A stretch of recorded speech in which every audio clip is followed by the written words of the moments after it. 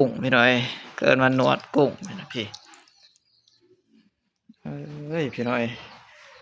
คนมานอนซื่อๆก็ได้กุ้งมาพี่น้อยควบมันมานขึ้นไปหานี่บ่แม่นป้าสิเต้นขึ้นไปหาเองเทิงโคกอ้อพี่น้อยพี่เอพี่น้อยสาวหลาเพิ่นตอนนี้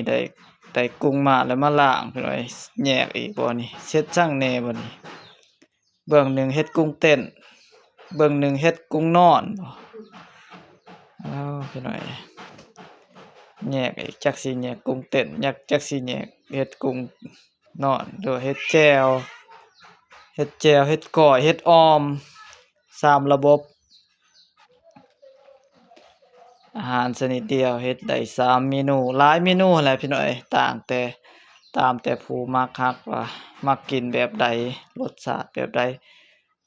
มักแจ่วบางคนมักแจ่วมักก้อยมักออม ก็เฮ็ดกันไปพี่น้อยประมาณนี้พี่น้อยอาหารการกินก็สาวหลาเพิ่นได้มาเอามาพี่น้อยก็ได้อาหารแรงพี่น้อยมื้อนี้ก็น่าสิแม่นเฮ็ดออมเพิ่นว่าก็สิได้แบ่งเฮ็ดแจ่วแหน่จักหน่อยเพิ่นว่าเมื่อยแล้วกินก้อยมื้อนี้สิเฮ็ดแจ่วมากินเฮ็ดออมมากินมื้อนี้แซ่บๆพี่น้อยอาหารบ้านนอกคอกนา อาหารบ้านๆพี่น้อยถ้าได้กินก็แซ่บนั่นแหละพี่น้อยบ่คืออาหารในเมืองก็แซ่บแบบหนึ่งอาหารธรรมชาติก็แซ่บแบบหนึ่งอาหารที่บ่หาโดยบ่ได้เสียเงินหั้นแหละพี่น้อยบ่ได้หาซื้อบ่ได้หาอีสังพี่น้อยก็หาเองแล้วก็ได้มากินพี่น้อยก็ถือว่าแซ่บ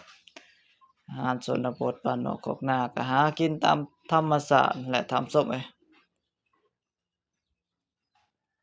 บ่คือในเมืองบ้านเฮาเด้ท่านผู้ชมเอ้ยส่วนหลายก็ได้หาซื้ออยู่ตามท้องตลาดนั่นแหละพี่น้อยอาหารเช้าอาหารแลงอาหารเพลพี่น้อยแต่ว่าอันนี้ก็ถือว่าหาเช้ากินเช้าหาอยู่ห้วยอยู่ห้องก็พอได้กินเล็กๆน้อยๆพี่น้อยก็ถือว่าสิหาได้หลายได้หลวงได้หลายก็บ่ได้หั้นแหละพี่น้อยก็เพราะว่าได้กินแต่ละมื้อพี่น้อยประมาณนี้ท่านผู้ชมเอ้ยก็สิรอลุ้นเบิ่งออมซาวหลามันสิเป็นรูปร่างสีสันแบบใดพี่น้อยลองเบิ่งชิมเบิ่งจักหน่อยพี่น้อยถ้าบาดมันสุกบาดมันเฮ็ดมันสิเป็นจั่งใดท่านผู้ชมเอ้ย